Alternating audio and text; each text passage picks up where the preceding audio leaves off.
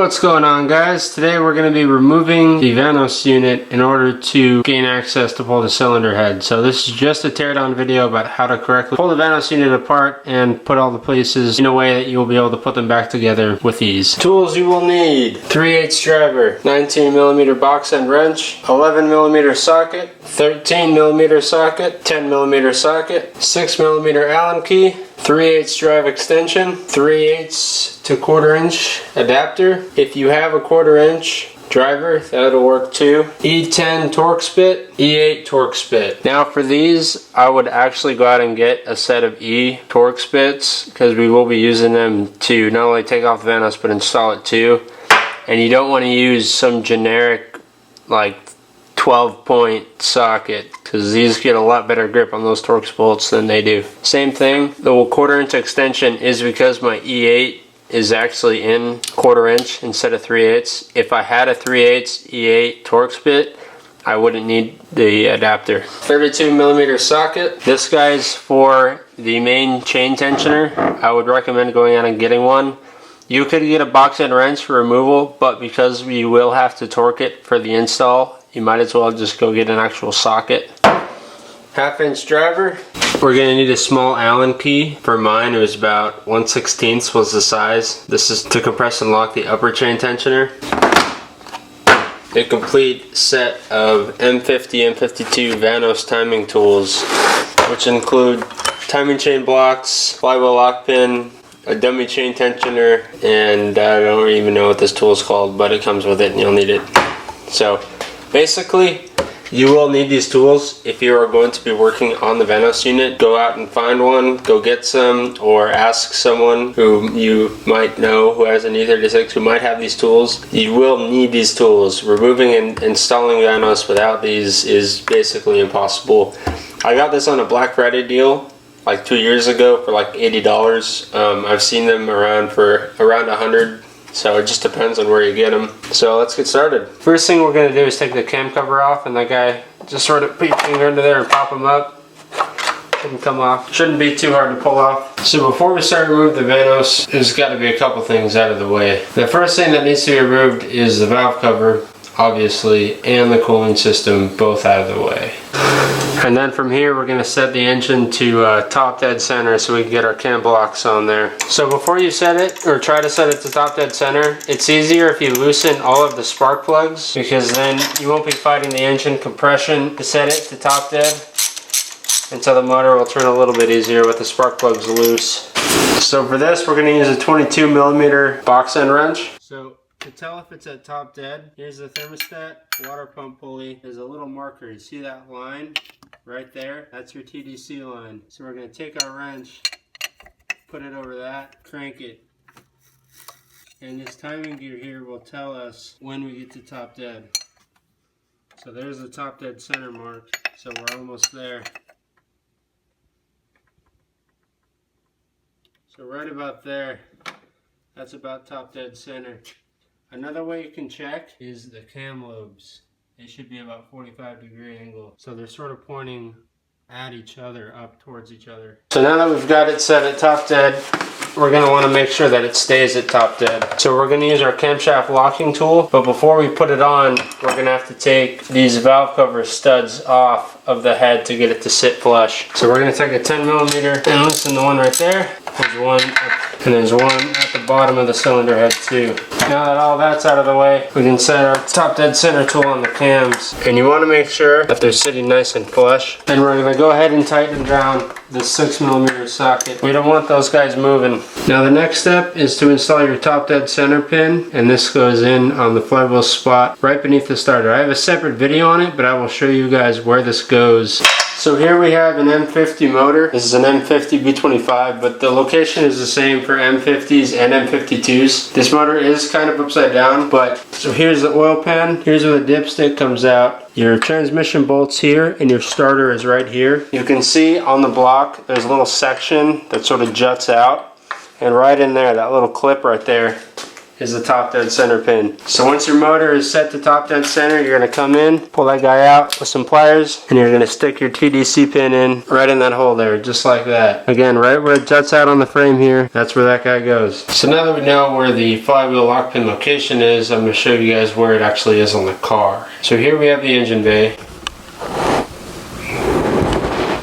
Here's the starter right here. If you go directly underneath it, you can see the section of the block coming out, like I was saying, right next to this transmission bell housing bolt right there. And this guy is going to come down here and just slide in. If you guys can see that, there's the starter, there's a section, and this right here is the flywheel lock pin. Perfect. So now we have the motor set at top dead. We checked that our cams are positioned at the 45. Our cam locks are in and our flywheel lock pin is in. So this is all set up so we can start now working on the Vanos unit. Now we're going to take our 19mm socket and we're going to crack the access plugs. And keep in mind these guys are on there pretty tight, so they might be a little bit hard to get off. There we go, we got both of them out. So now we have to compress the upper tensioner. To do that, I'm using this small Allen wrench here. This one is a 1/16, and if you'll notice on the back side of the upper tensioner here, there's a little hole. What you do is you take your thumb, you compress the tensioner, it's kind of squishy, take the Allen wrench and put it in the back of the hole to keep the tensioner down. So now the upper chain is loose. So the hole is going to be right in the center of the tensioner here. There we go. And that's just to hold the tensioner down so it's not putting tension on the chain while we're moving stuff around. Okay, so now we're going to take an E10 Torx socket and we're going to crack all 4 of the exhaust bolts loose. You don't want to undo them, you just want to crack them loose. We're not going to take these out yet, we just want them loose so the entire upper timing chain section will slide around. It'll help us get the Vanos off.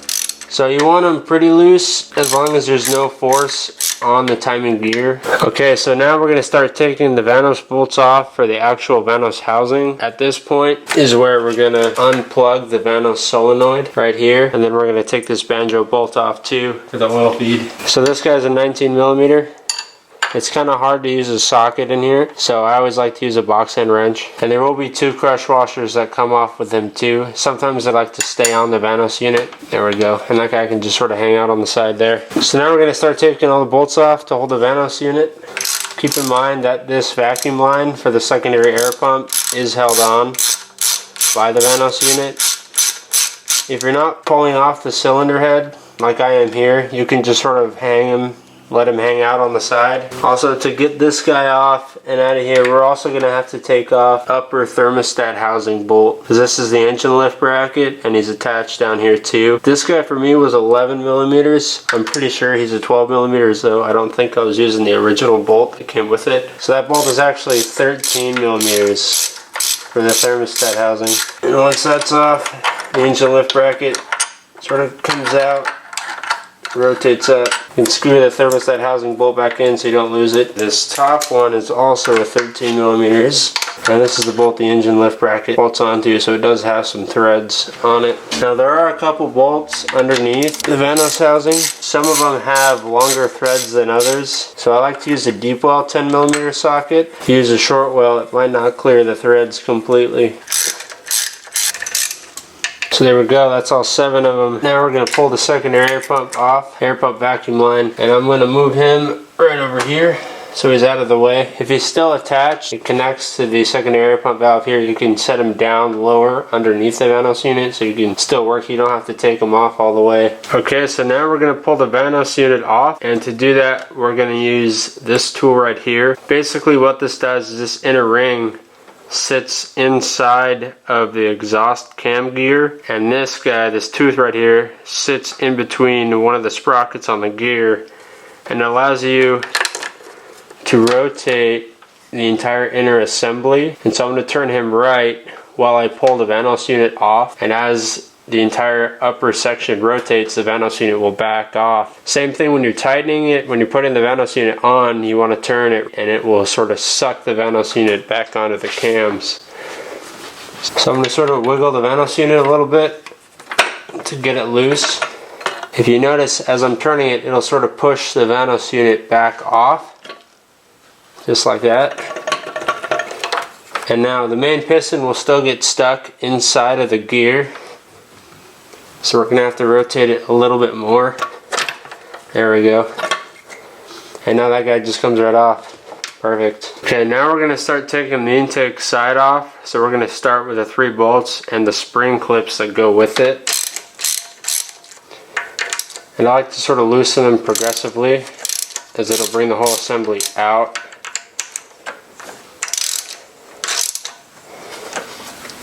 So on most of these, the single Vanos units, they have a plate underneath here. There's a little spring plate and then a smaller plate. And you'll see as we get it off.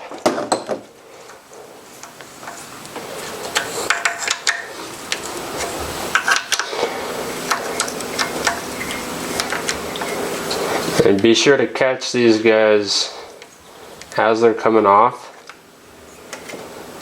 Be very careful not to drop anything, because if you do, it will go down into the lower crankcase. You're going to have a fun time fishing out bolts. Okay, so now we got them off. So now we can see the thicker plate here. We got this little leaf spring in here with the bow. Bow always goes out. And this guy kind of likes to get stuck. But we have a smaller plate on the inside. Those guys all come off. So now you can sort of see the holes, how that whole assembly rotates. I'm sorry if you're looking at my oil, but I'm pulling the head on this, so this all needs to come out. That's why it's so disgusting. So now we're going to go ahead and pull the exhaust side off. So we're going to go get our E10 socket and we're going to remove the remainder of these bolts. So these guys all start to come out now. We loosened them earlier, so they should come out pretty easily. And keep in mind there is a little plate inside there. So if you take the last bolt off, make sure it doesn't fall. It's a retaining plate right there. See that? So you have the 4 bolts and then the plate. And now the upper section is loose. Okay, so before we pull the chain assembly off, we're going to take a paper towel and some nail polish, if you have it. And we're going to mark the gear to chain ratio. So like what tooth lines up where. And this actually does matter, because if you get this messed up, your intake cam, because it slides like this, it will be off and it will turn one cam differently. So it'll basically be timed off of one tooth. I'll make a video about how to reset this from basically not marking it. So if you didn't mark it and your chain fell off, or you're replacing one of these timing gears, then I'll show you guys how to retime it just based on the ratios and all that good stuff. So for now, we're going to clean a section of the chain and the gear on both, and we're just going to mark it. You can use a Sharpie, but from what I found, Sharpie does tend to rub off. Nail polish won't. So now from here, we can just pull off the timing chain. There we go. Just like that. We can go set them down. I like to carry these spaced out so there's a little bit of tension so you don't lose this spot. You sort of set it down. You know, you don't want to really like set it down like that, because then you might lose the spot on the chain. So sort of keep it taut. Just keep them like that. Sort of keep it out of the way so you don't really hit it or anything. So now from here we're going to start pulling the rest of the intake side off. Now we have these 3 bolts here. These will come off. Now this main plate will come off with it. You don't really have to mark where these go. Same thing with this guy. This is the pulse generator plate for the cam position sensor. Now this guy has a little groove on here as well as on the cam, so we can really only go on one way. You try to put them on any other way, it's not going to fit. And for this plate, the diameter is bigger than the plates that came off the Vanos, so you don't really have to worry about getting these mixed up. Okay, so now we're going to start removing the upper tensioner here, and all of these guys are all 10 millimeters. So there's one right on front up here, and again with these, be very careful when pulling them out. You can stuff paper towels down here so you don't drop anything, and if you do, it'll sort of catch it. But I always like to sort of keep my fingers on the bolt while I'm retracting them. So you have the front one right here, you have two up top here, and then you have one even farther back that sits by the spark plug well for cylinder 1.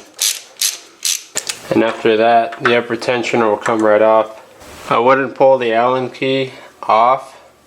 If you do, the upper tensioner will literally come apart. You got the spring in there, all that good stuff. So I like to keep them compressed with the Allen key in place, so it sort of holds it all together. And you can also put the bolts back in their spots. So the short guy goes right there. The two medium ones go there. And then the longer one goes on the bottom here. And that's just so you don't really lose where they go. You can sort of keep track of them. So now we're going to be removing the lower chain guide right here. And these guys are both E8 Torx. So I got an E8 Torx right here. And so to get the top guy, it basically slides right next to the cam. So you don't really have to worry about it passing. If it's at top dead, it'll be right out of your way. And then the bottom one as well. Dang, so that thing actually broke. Look at that. Not good. And then the second one is actually a little bit longer if I remember correctly. I'm definitely going to be replacing this. That might have actually been, I don't think it was the problem. I think it was part of the problem. It definitely didn't help. These lower chain guides don't really do much work. They just sort of hold the chain in place. So I like to pull it up as I'm backing the bolt out so you don't drop the bolt. There we go. And you can sort of finger that and pull the bolt off. Yummy. So there, the lower chain guide's off. Now I'm going to pull the Vanos gasket off. That guy just sort of pops out and slides off like that. There we go.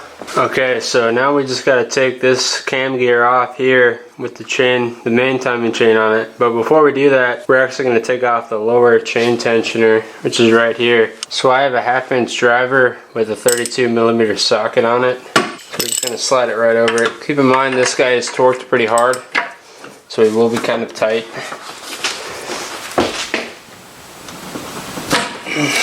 There we go. And then we can take the main cam gear off. There we go. I'll probably clean him up too. Okay, so now if you look on the main cam gear, you'll see there's an arrow on it. That's basically its timing relation to the chain. So he's actually sitting on a hole right where a sprocket is.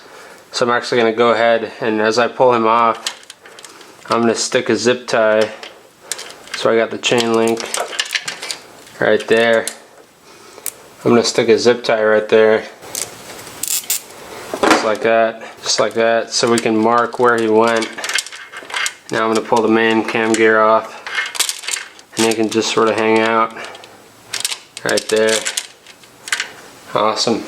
That's it, everything's off. Alright, just one last run through. Make sure everything's all timed correctly. You got your flywheel lock pin on. Make sure you take the lower and upper chain tensioners off. Make sure you mark your main timing gears in relation to the chains there so you don't lose it. But we're good to go. Thank you guys so much for watching. Keep it fresh, and I'll see you guys later.